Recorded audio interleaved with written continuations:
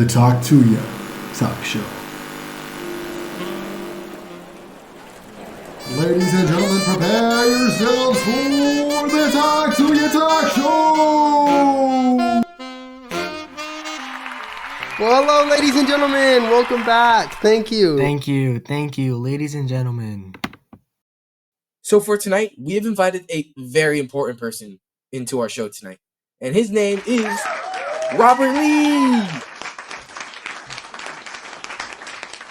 So, Mr. Lee, what is your background? I am an American general best known for commanding the Confederate Army of the Northern Virginia during the American Civil War. I was born in Stratford Hall, Virginia, the son of the Revolutionary War hero Henry Lee. I graduated second class from the U.S. Military Academy at West Point in 1829 and served with distinction in the Mexican-American War. I chose to fight for my home in Virginia when the Civil War began in 1861. I would ultimately lead the Confederate forces to several victories.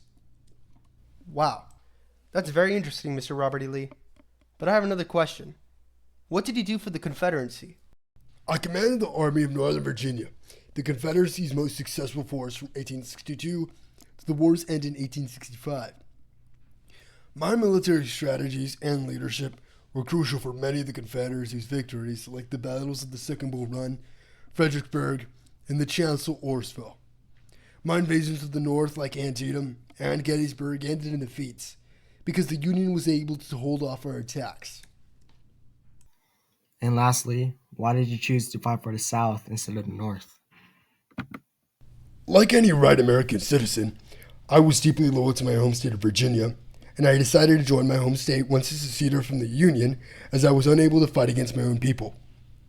I was a well-respected U.S. Army officer before the war, and Lincoln would offer me the senior command position in the Union Army, but I would have to decline. Later, I would resign from the U.S. Army entirely, joining the Confederacy, and becoming their most needed general. Well, ladies and gentlemen, as some of you guys may know, the brand new Gettysburg movie comes out in a few days, which is kind of the reason why we got Robert E. Lee with us today. And I'm feeling a little special tonight. So, we're going to show you the movie early. So, ladies and gentlemen, please enjoy The Gettysburg Legacy, A Nation Reborn.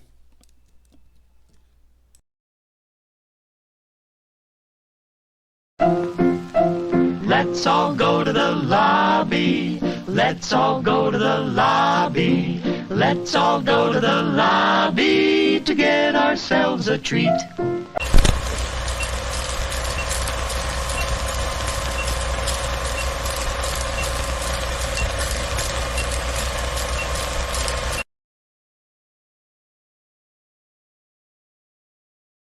PMO Productions have reimagined one of the most pivotal moments in American history, the Gettysburg Legacy, A Nation Reborn.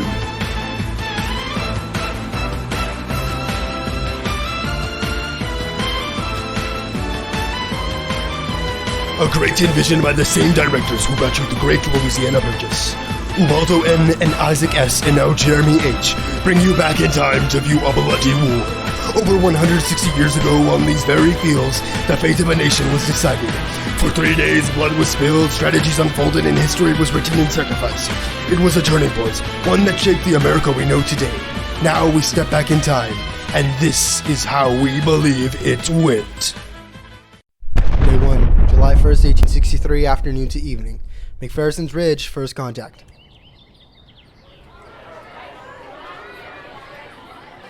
Hush now, hush! We have matters to attend, as the shadow of the North is coming forth ready to attack our beloved Confederacy. I am confident that we can risk another invasion of the North. We can capture the weary city of Gettysburg and convince the North to seek peace. General Lee, Union forces are said to be nearby. I need ideas, people! General Hill, tell me, what are your plans? Sir, I will send out my division into Gettysburg. There, we can scout out for supplies and look for an enemy presence within the area. No, I believe we should consolidate before engaging in battle. I caution your actions, General Lee. No! Our army is in the strongest position right now. We can beat these idiotic Yankees and show them no mercy. Combat is our only option. I'll ask General Heth to dispatch his division towards Gettysburg, but I only expect a minor unit of militia to arrive. Great. Lieutenant General Ewell, have your corps settle on Brenner's Hill. We can push back the Union Army back to Cemetery Hill. Hold up. Real quick. These are Union soldiers, or Northerner soldiers. And as you can tell, their uniforms are blue. And these, on the other hand, are Confederate soldiers, or the Southerner soldiers. And their uniforms are gray. Keep this in mind as you watch them battle. I hope this clears things up. Now back to the movie.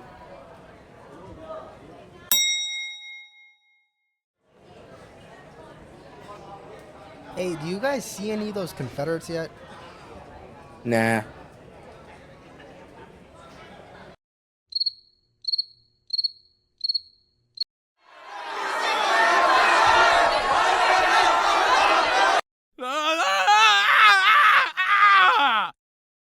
They're coming! I see them! No! I see them! Look at them! Ah! No, we need to... Ready your position, soldiers!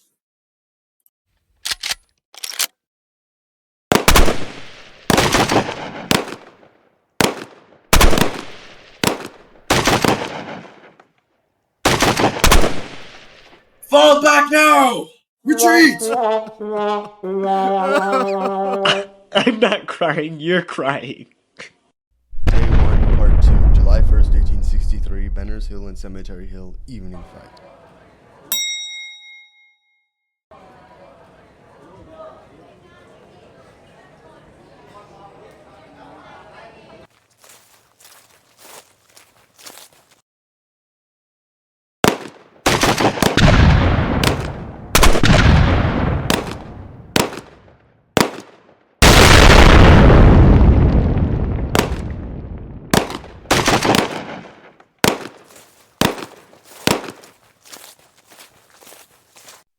Day 2, July 2nd, 1863, Culp's Hill, Little Round Top, and Devil's Den.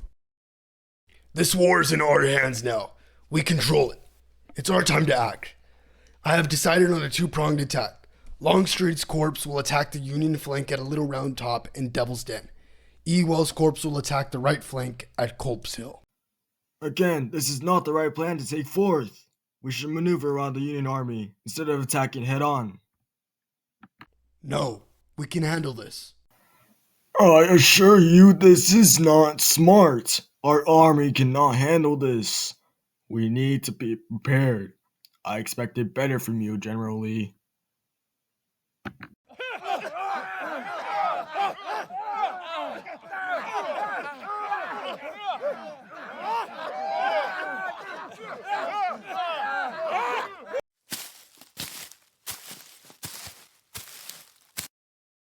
Ah.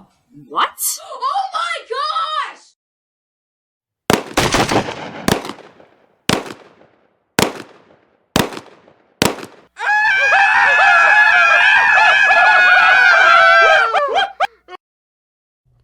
We're out of ammo! Fix your bayonets and charge!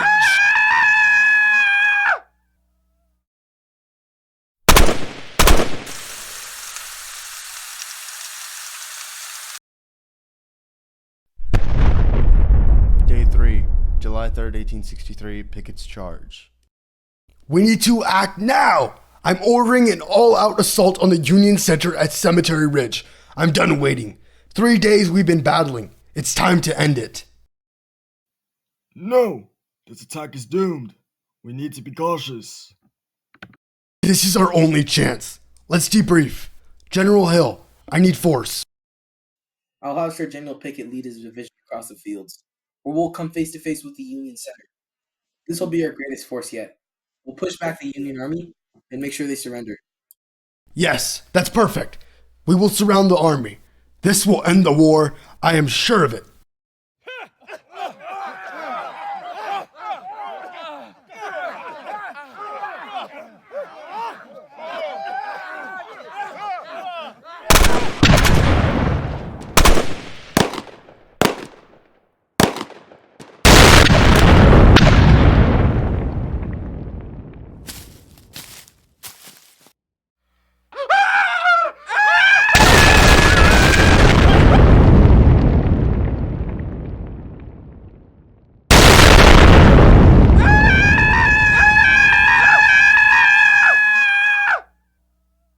aftermath.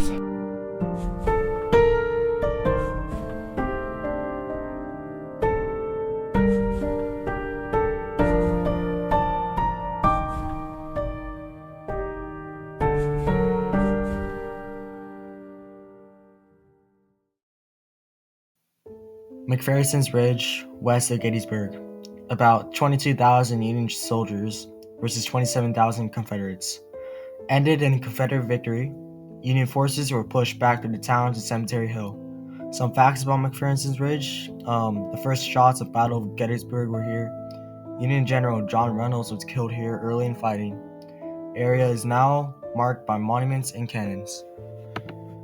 Benner's Hill and Cemetery Hill, east of Gettysburg, south of Gettysburg. Troops, Confederate artillery at Benner's Hill, around 20 cannons, infantry support, versus Union defense line, around 10,000 troops at Cemetery Hill. The outcome was a Union victory. Confederate bombardment failed to weaken Union defenses. Some key events include Confederates placed artillery on Benner's Hill to bombard Union positions at Cemetery Hill. The Union artillery and strong defensive positions helped them withstand the attack. Confederate infantry attempted to take Cemetery Hill at night but were repulsed by Union forces. Culp's Hill. The location was east of Cemetery Hill.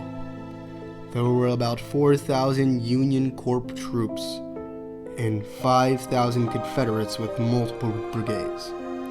The outcome was Union victory. Confederates attempted to capture Culp's Hill but failed. Culp's Hill was a critical part of the Union's right flank. Losing it could allow Confederates to surround Cemetery Hill. Confederates launched multiple attacks throughout the day and night. The Union had strong defensive earthworks, making it difficult for Confederates to break through. After heavy fighting, on July 3rd, Union reinforcements secured the hill. Devil's Den, the location, south of Gettysburg near Little Round Top. The Union had 2,500 troops versus the Confederates with 5,500 Hood's division. The outcome was Confederate victory. The Confederates captured Devil's Den but suffered heavy casualties. Devil's Den was a rocky, uneven battlefield, perfect for snipers and ambushes. Union soldiers used the boulders for cover while fighting waves of Confederates. Confederates, after intense combat, captured the position but were unable to move further toward Little Round Top. The area later became known as the Slaughter Pen due to the high number of deaths. The location was in the open fields leading to Cemetery Ridge. The Confederates had about 12,500 troops, while the Union had about 10,000 troops. The outcome of the battle ended with the Union winning the battle. Some key events. 1. General Lee ordered a massive frontal assault on Union position at Cemetery Ridge. 2. Confederates had to march across nearly a whole mile of open field under heavy artillery and rifle. 3. Only a small number of Confederates reached the Union line, but they were quickly repelled. 4. Over 50% of the Confederate soldiers in the charge were killed or wounded. 5. This was the turning point. Lee's army could no longer continue the fight. The location of this battle was in the southernmost part of the Union line.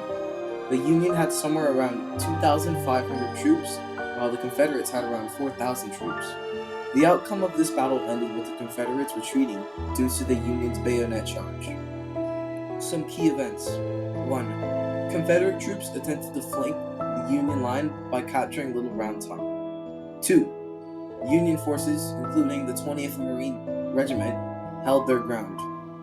3. Running low on ammunition, Colonel Joshua Chamberlain ordered a bayonet charge. 4. The charge forced the exhausted Confederate troops to retreat, saving the Union's left flank. After struggling to find a winning strategy, President Abraham Lincoln put Ulysses S. Grant in charge of the Union Army in 1864. Unlike other generals before him, Grant believed in attacking the Confederacy constantly without giving them time to recover. He led a series of brutal battles known as the Overland Campaign to push Confederate General Robert E. Lee's army back toward Richmond, Virginia. Meanwhile, Grant also planned attacks in other areas to weaken the South from all sides.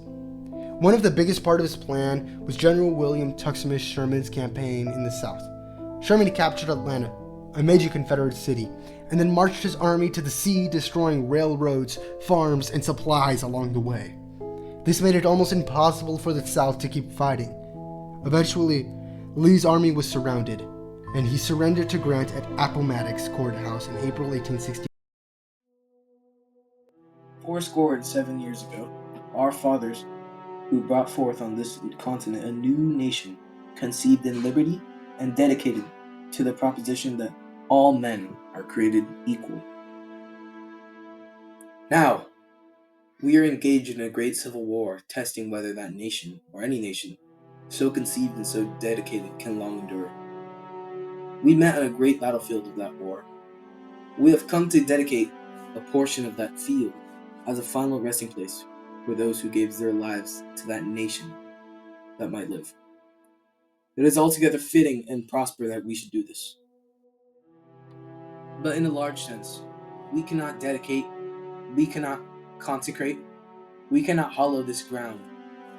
The brave men living and dead who struggled here have consecrated it far beyond our power to add or detract. The world will little note nor long remember what we say here, but it can never forget what they did here. It is for us, the living, rather to be dedicated here to the unfinished work which they who fought here have thus far so nobly advanced. It is rather for us to be here dedicated to the great task remaining before us, that from these honored dead we take increased devotion to that cause for which they gave their last full measure of devotion, that we here highly resolve that these dead shall not have died in vain, that this nation, under God, shall have a new birth of freedom, and that government of the people, by the people, for the people, shall not perish from the earth. Thank you.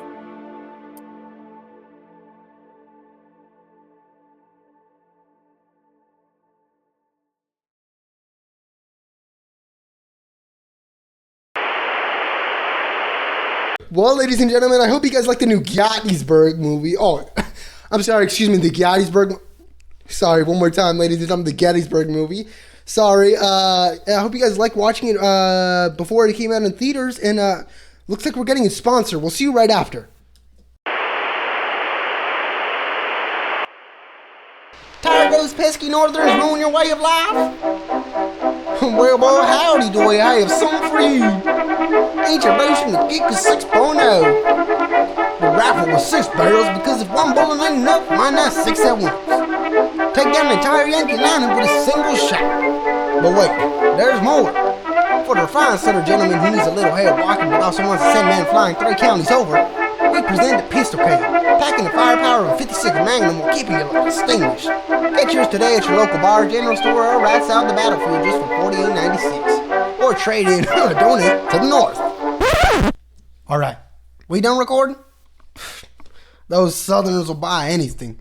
And if they trade in their slaves for this, even better. More free labor for us. That'll really help turn the tide in this dumb war. Idiots. Thank you, ladies and gentlemen. We'll see you next time on the Talk to You Talk Show.